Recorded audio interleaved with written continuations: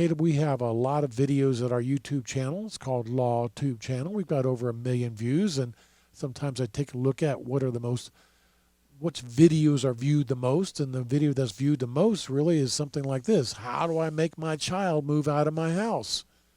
You wouldn't think people would have that kind of issue or concern, but it is actually a real thing. So if you had some situations where parents needed to go through some legal action to get their kids out. Absolutely. That's probably 50% of the unlawful detainers I do, Tom.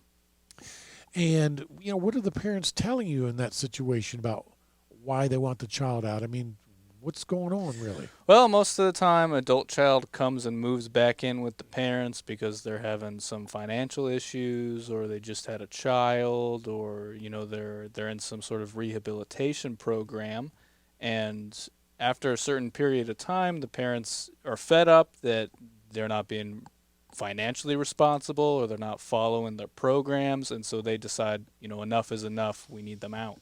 And in that situation, let's just say that the parents said to the son, okay, you can move in with your wife and a couple of your kids too, and, be for a couple of weeks or a month maybe, and, here we go on a year later, they're still living there.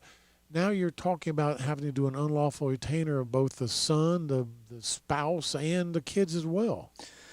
That's right. You wouldn't actually name children in the lawsuit. They would just be part of the people that are moved out once you get that writ of possession. You don't actually have to name them, but any adults you would have to physically name as defendants in that lawsuit.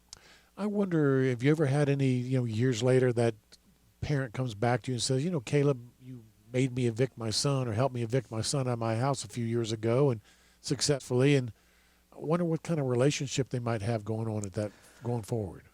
It can be somewhat relationship breaking, but there are situations where, they're able to make up, and because ultimately, in my experience, the parents just want what's best for the child. They don't want to hold them on a crutch anymore, and the child sometimes learns to be responsible once everything is put on their shoulders.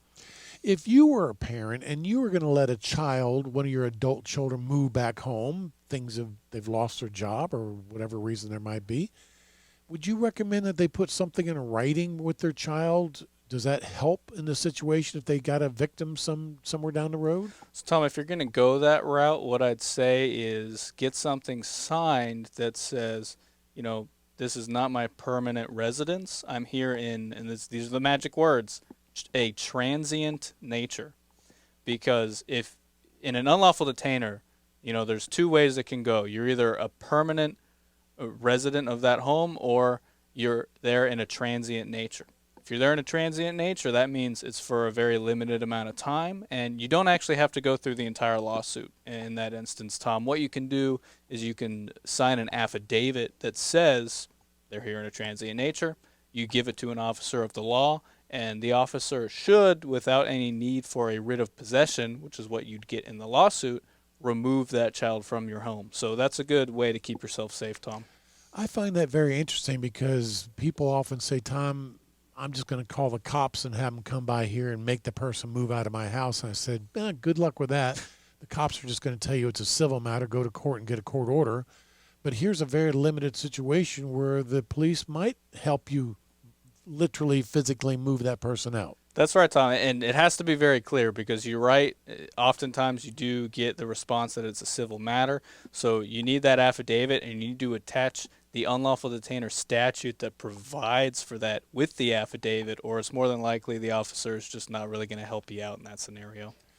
So I find that very fascinating, and certainly would be good advice for anybody that's letting anybody that's friend or family member move into their home where it's only supposed to be a couple of weeks, to have them sign this. I don't know what am I going to call it, a lease, or am I going to call it something else? Oh, I wouldn't call it a lease. I would maybe just call it an acknowledgement that I'm here in a transient nature, not in a permanent way. And in fact, I'd even include in there that there is no lease agreement established here.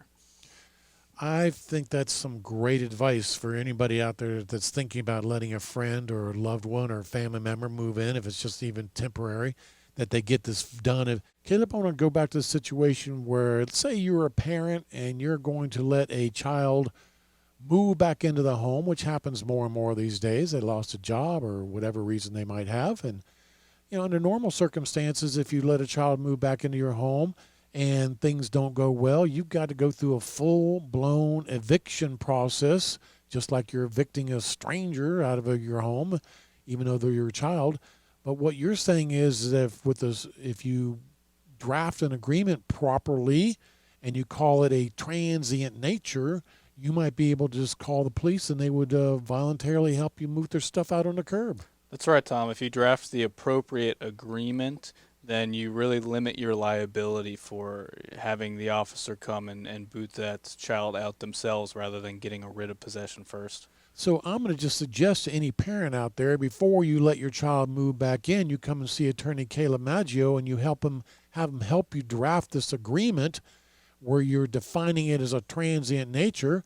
And you might even put in there that, says something like, hey, if anytime I want to, I can prepare an affidavit saying that I want you out of here. I can show that affidavit to the police or the sheriff or law enforcement, and they're going to help me move you out of here at that moment in time without doing an eviction process. That's right, Tom. It's a great idea.